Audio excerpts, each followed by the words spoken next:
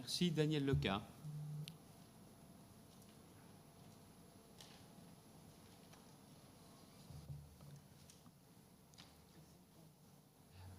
Merci, Monsieur le Président. Au nom du groupe UDI-UC, tout d'abord, nous souhaitions évidemment nous féliciter et redire le plaisir qu'on a à se retrouver physiquement dans cet hémicycle après cette crise qui n'est malheureusement pas encore terminée. Saluer évidemment tous les efforts qui ont été faits, et en particulier par les services, pour que les conditions sanitaires soient réunies, pour que nous puissions nous réunir. Et puis, avant de commencer cette séance, redire évidemment, avec une forme d'émotion tout de même, qu'il y a eu dans notre région beaucoup de victimes, qu'il est évident que nous pensons à ces victimes et que nos territoires ont été durement touchés. Il était important de le rappeler et de souligner l'engagement de tous les personnels de santé qui ont affronté cette crise avec beaucoup de courage. Cette crise sanitaire n'est pas terminée, on a eu l'occasion de le dire plusieurs fois, c'est le premier événement d'ampleur mondiale que nous connaissons depuis la Seconde Guerre mondiale, qui a touché tous les pays du monde et évidemment la France n'a pas été épargnée. Dans le cadre de nos compétences, Monsieur le Président, vous avez engagé énormément d'actions nous permettant d'affronter cette situation, que ce soit d'un point de vue sanitaire, mais également dans le cadre de nos compétences. Et vous avez régulièrement rendu compte des mesures que vous aviez prises. Et je tenais à souligner le travail que vous avez mis en œuvre en relation, y compris avec les groupes d'opposition. Et je crois que ce travail est exemplaire et il faut le rappeler. Il est évident que aussi cette séance plénière est un peu particulière parce qu'elle sera l'occasion pour nous d'engager un travail important sur la relance et d'annoncer des mesures essentielles permettant de rassurer nos concitoyens. Depuis 4 ans, nous avons fait beaucoup d'efforts pour redresser les comptes de la région et c'est à ce prix qu'aujourd'hui nous sommes en capacité de pouvoir dresser des perspectives et des perspectives durables pour notre territoire.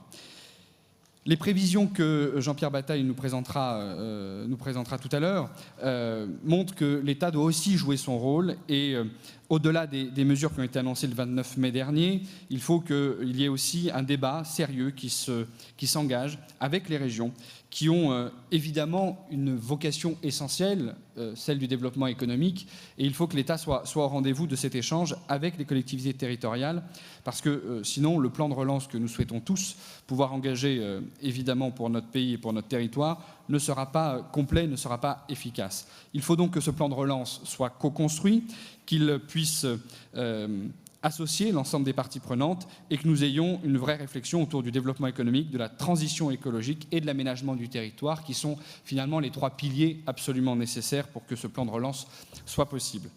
Vous dire évidemment que la nouvelle politique industrielle qui devra être engagée se devra d'être ambitieuse. Valérie Létard y travaille actuellement à vos côtés, Monsieur le Président.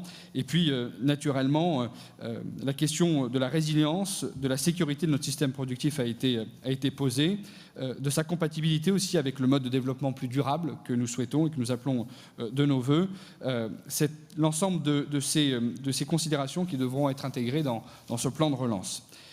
Dire aussi que les fonds européens qui sont attendus sont importants, que la nouvelle maquette qui sera mise en œuvre dès 2021 devront être mobilisés au profit de cette politique et révisés à l'aune de cette nouvelle donne économique et sociale dans notre territoire. Enfin, pour ne pas être trop long, je voulais saluer le travail de fond qui permet aujourd'hui de présenter un nouveau schéma intégrateur de notre région, le SRADET, qui est à la fois un document prospectif qui permet d'envisager notre région à 20 ou 30 ans, mais aussi une boîte à outils de nos politiques régionales. Et c'est au fond notre vocation, celle d'accompagner les territoires en tenant compte des spécificités de chacun d'entre eux. Donc vous dire évidemment que tout le travail qui était accompli en relation avec tous les groupes de la majorité de l'opposition a été, je crois, utile pour notre territoire, utile pour notre fonctionnement régional. Et nous tenions à vous remercier de cette transparence qui a marqué cette période. Merci, Monsieur le Président. Monsieur Muraski.